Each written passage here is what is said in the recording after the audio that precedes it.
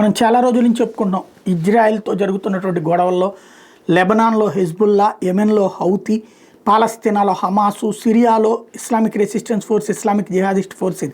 ఇందులో లెబనాన్లో హిజ్బుల్లా వాస్తవంగా లక్షలాది మందిని పోగేసింది ఇజ్రాయెల్ లోపలికి గ్రౌండ్ అటాక్ చేయడానికి. కానీ ఇజ్రాయెల్ ఒక్కసారి తలుచుకుంటే ఏం చేయగలదో చూపెట్టింది. పేజర్లతో పేల్చేసింది, లేకపోతే వాకీటాకీలతో పేల్చేసింది, సెల్ ఫోన్లతో పేల్చేసింది.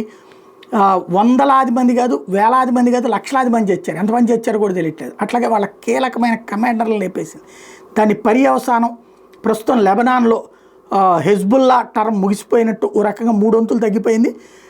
వీళ్ళు ఇప్పుడు ఎవరైతే లెబనాన్కి సంబంధించినటువంటి ప్రజల నాయకుడి కింద the new president of Lebanon ఏమంటున్నాడు, the era of Hezbollah is over, the terrorist group will be డిజార్మ్డ్.